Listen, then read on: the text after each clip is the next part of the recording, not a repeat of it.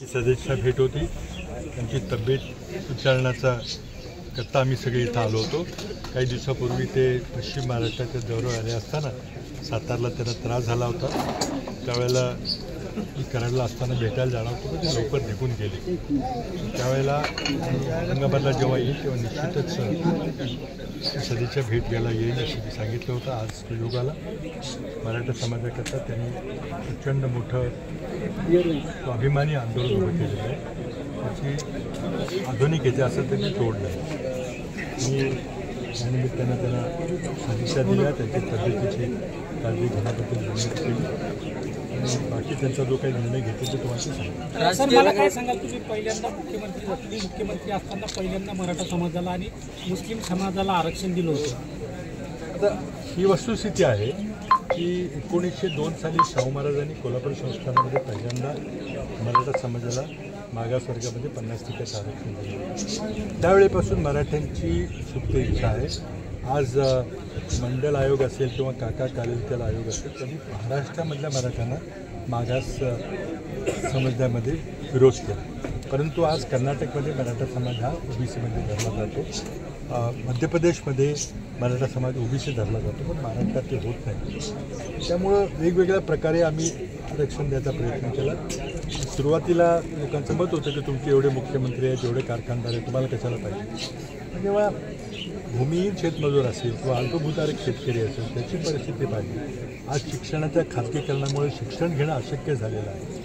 त्यामुळं मग लोकांना एक आशेचा किरण वाटतो की आपण सरकारी नोकरीमध्ये जर आरक्षण आपल्याला मिळालं तर आपल्याला सरकारी नोकरी मिळेल। पण तो महत्त्वाचा निर्णय सरकारला घ्यावा लागेल आणि हा सगळा विचार करून मी मुख्यमंत्री असताना 2010 ते 2014च्या कालखंडामध्ये आम्ही जी तांत्रिक अडचण होती त्या अडचणीवर मार्ग काढून आम्ही जुलै 2014मध्ये मराठा समाजाला 16% आरक्षण दिलं। कायद्यामध्ये तरतूद आहे की जो राज्यातला मागासवर्गीय आयोग आहे त्या आयोगाने मोजणी केली पाहिजे आणि वस्तुस्थिती शोधली पाहिजे। तर आम्ही जेव्हा तत्कालीन मागासवर्गीय आयोगाचे अध्यक्ष न्यायमूर्ती बापट यांना विनंती केली तर आपण ही संख्यात्मक माहिती घ्या आणि सरकारी नोकऱ्यामध्ये शिक्षणामध्ये मराठा समाजाची काय परिस्थिती आहे, तेव्हा त्यांनी ती करण्याला नकार दिला। म्हणजे मराठ्यांना काय आरक्षणाची गरज नाही। आम्ही त्यांना म्हटलं की तुम्ही फक्त संख्यात्मक माहिती घ्या, डेटा गोळा करा, आरक्षण द्यायचं का नाही मंत्रिमंडळाचा निर्णय तो घेईल निर्णय। त्यांनी ती न केल्यामुळं मग आम्ही मंत्रिमंडळाची एक उपसमिती नेमली। त्यांनी वर्षभर अभ्यास करून माहिती दिली। माहिती बरोबर आहे, खोटी नाही आहे। त्या माहितीच्या आधारावर आम्ही जुलै 2014मध्ये अध्यादेश काढून आरक्षण दिलं होतं। त्यामुळे मला वाटलं ती योग्य भूमिका होती। तर ते आमचं लगेच सरकार गेलं, पण देवेंद्र सरकारच्या फडणवीसांचं सरकार आलं, त्यांनी ते काही टिकवलं नाही, म्हणून तो लढा चालू आहे। मला एक समाधान आहे की या लढ्याला महाराष्ट्र राज्याची निर्मिती झाल्यानंतर पहिल्यांदा जर कोणी वाटप द्यायचं म्हणजे आमच्या आघाडी सरकारने पवारसाहेब होते, बरीच मंडळी होते, आत्ता जे मंत्री तिकडे जाऊन बसले ते पण होते। सर्वांनी मिळून तो निर्णय घेतला आणि मुस्लिम धर्मीयांना नव्हे तर मुस्लिम समाजातल्या मागासवर्गीयांना शोधून काढून त्यांना 5% आरक्षण दिलं। मला जे मी त्यावेळेला केलं त्याचं मला समाधान आहे। त्यानंतर परिस्थिती चिघळलेली आहे, समाजाला फसवलं गेलं अशी माझी मानसिकता आहे। 2018चा जो कायदा झाला, अधिकार नसताना देवेंद्र फडणवीस मुख्यमंत्री असताना त्यांना अधिकार नसताना तो कायदा केला, तो सुप्रीम कोर्टात रद्द झाला। त्यामुळे आता हे आंदोलनाचा मार्ग आहे। जरांगे पाटलांनी प्रचंड मोठं आंदोलन, ऐतिहासिक आंदोलन केलं आणि ते सेल्फलेस आंदोलन, स्वतःच्या हिताकरता स्वार्थाकरता कुठं काही पद मिळावं, काही बोर्ड मिळावं, कमिटी मिळावी, आमदार खासदार म्हणून नव्हे, म्हणून लोक इतक्या मोठ्या संख्येने त्याचा मागो घेतला। परंतु जरांगे पाटलांच्या ज्या मागण्या आहेत, सगळ्या सोयऱ्या असतील, गॅजेट असतील, या मागण्यावर सरकारही विचार करत नाही आणि विरोधी पक्षही भूमिका स्पष्ट करत मी नाही। बघा, आम्हाला 2 वेळेला एकनाथ शिंदे यांनी मीटिंगला बोलवलं।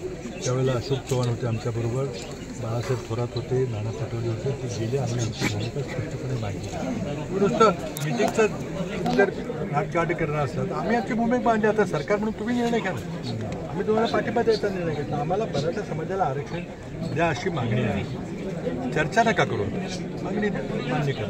आणि तुम्ही वाशीला जे त्यांना आश्वासन दिलं ज्यामुळं त्यांचं समाधान झालं. तुम्ही गुलाल उधळला, तुम्ही टीव्हीला सांगितलं की आमचा प्रश्न मिटला.